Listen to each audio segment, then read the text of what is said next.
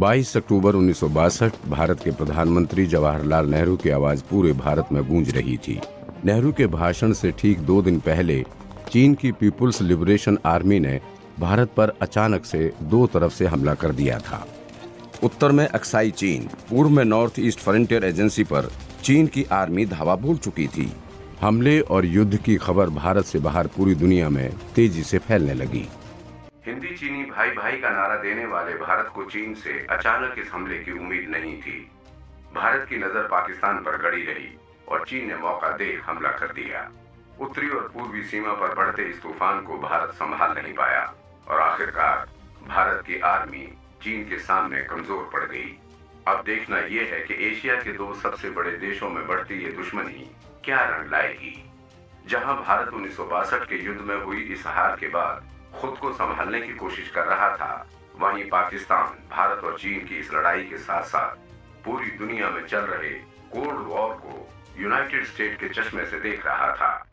चीन से भारत की दुश्मनी क्या हुई, पाकिस्तान ने चीन की तरफ दोस्ती का हाथ बढ़ाना भी शुरू कर दिया। मार्च 1963 में पाकिस्तान के foreign affair minister Zulfikar Ali Bhutto की मुलाकात चीन के वाइस प्रीमियर चेन वाई से हुई। पड़ोस के 2 देशों में होने वाले इस खास राजनीतिक बातचीत की खबर जल्द ही दिल्ली भी पहुंच गई। दिल्ली में बैठे नेहरू और डिफेंस मिनिस्टर यशवंत राव चौहान इस विषय पे चर्चा कर रहे थे। आपने सुना यशवंत राव, कश्मीर रीजन में हमारे दोनों पड़ोसी देश क्या कर रहे हैं?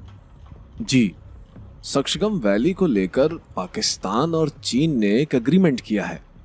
पाकिस्तान ने चीन को सक्शगम वैली दे दी है। पर क्यों? उस पर तो भारत का हक है। कश्मीर का मुद्दा अभी तक सुलझा नहीं है। पाकिस्तान ऐसा कैसे कर सकता है? नेहरू जी, मुझे लगता है ये सक्शगाम घाटी का सहारा लेकर पाकिस्तान हिमालय की ऊंचाई पर चीन से दोस्ती के पुल बांधने की कोशिश कर रहा है। नहीं, बिल्कुल नहीं। भारत इसे कबूल नहीं करेगा। हम इस समझौते को नहीं मानते। सक्शगाम घाटी भारतीय उपमहाद्वीप का हिस्सा है। उस पर ना तो चीन का कोई हक है, ना ही पाकिस्तान का। और जिस पर पाकिस्तान का कोई हक नहीं, उस घाटी को पाकिस्तान चीन को कैसे सौंप सकता है?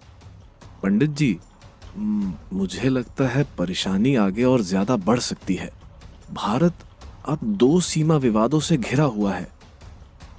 एक तरफ ये कश्मीर को लेकर पाकिस्तान का मुद्दा है, तो दूसरी तरफ चीन से जुड़ी सरहद LAC, या यूं कहूं तो line of actual control. Pakistan और चीन एक साथ मिलकर भारत के साथ दुश्मनी निभा रहे थे।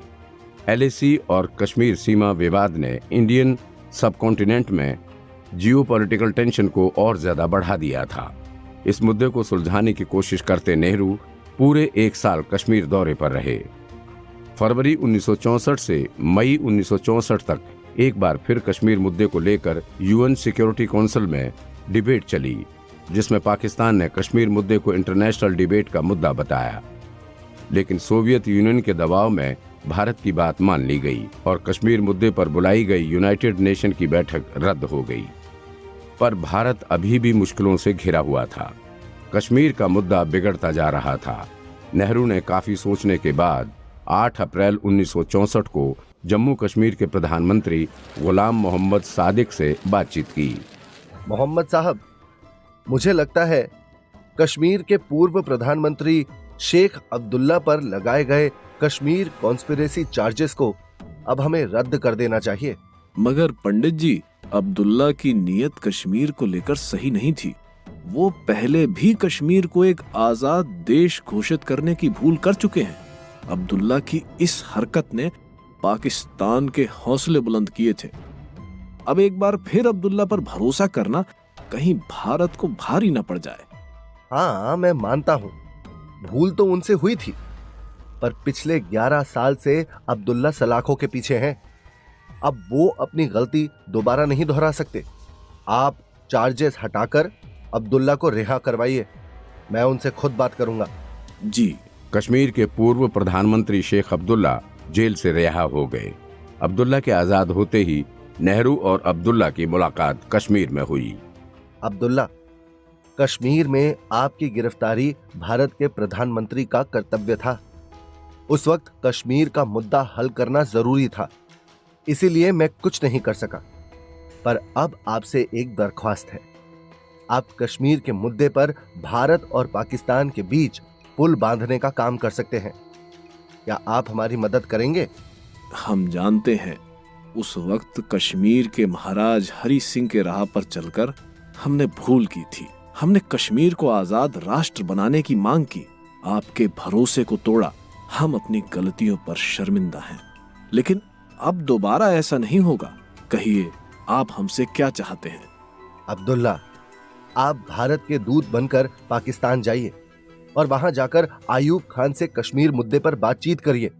उन्हें समझाइए कि कश्मीर को लेकर अब भारत और पाकिस्तान के बीच मनमुटाव और लड़ाई सही नहीं है। जी, हम समझ गए। कब जाना होगा? मई की आखिरी तारीख, आपको खबर मिल जाएगी। पूरी मीटिंग के दौरान शेख अब्दुल्ला की नजर नेहरू के चेहरे पर टिकी रही। नेहरू की तबीयत उन्हें कुछ खास सही नहीं लगी। नेहरू कमजोर और हताश नजर आ रहे थे। दरअसल चीन से हुई भारत की हार ने नेहरू को तोड़कर रख दिया था। अब्दुल्ला वहां से चले गए। 27 मई को शेख अब्दुल्ला कराची के होटल में आराम से ठहरे हुए थे। तभी दोपहर करीब 1:45 पर शेख अब्दुल्ला को एक खबर मिली, जिस पर यकीन कर पाना अब्दुल्ला के लिए बहुत मुश्किल था। वो खबर जंगल में लगी आग की तरह जो पूरे भारत में तेजी से फैलती जा रही थी। भारत के प्रधानमंत्री पंडित जवाहरलाल नेहरू नहीं रहे। उन्होंने अपने निवास तीन मूर्ति भवन में आखिरी सांस ली है। प्रधानमंत्री नेहरू की तबीयत कुछ दिन से सही नहीं थी। डॉक्टर अपनी भरपूर कोशिश के बावजूद भी उन्हें नहीं बचा पाए। नेहरू की मौत के सिर्फ 3 मिनट बाद तीन मूर्ति भवन में लोगों की भीड़ नजर आने लगी। दिल्ली सड़कों में जमा भीड़ इस बात का सबूत दे रही थी कि नेहरू का जाना भारत के लिए किसी सदमे से कम नहीं था। नमस्कार, मैं हूं भारत का ऑल इंडिया रेडियो। मैं आपको एक नए सफर की ओर ले जाने आया हूं। बदलते वक्त में भारत ने वो दौर भी देखा जब अखबार के साथ साथ लोगों तक खबर पहुंचाने, उन्हें जागरूक करने की जिम्मेदारी रेडियो के कंधे पर आ गई थी। अपनी इसी जिम्मेदारी को निभाते हुए मैं आपको दो पड़ोसी देश भारत और पाकिस्तान के इतिहास की कुछ नई दास्तान सुनाने आया हूँ, जहाँ हम देखेंगे कि कैसे दो स्वतंत्र देश एक दूसरे के दुश्मन बन गए, जिनका जन्म एक साथ हुआ था, क्यों उन्होंने कई युद्ध लड़े और आज तक लड़ रहे हैं। आप जानेंगे कि इन सभी युद्ध में भारत ने जीत कैसे हासिल की, जबकि पाकिस्तान की आर्मी उस वक्त भारत से ज्यादा मजबूत थी। मैं आपको उस राह की ओर ले जा रहा हूँ जहाँ आप समझेंगे कि कैसे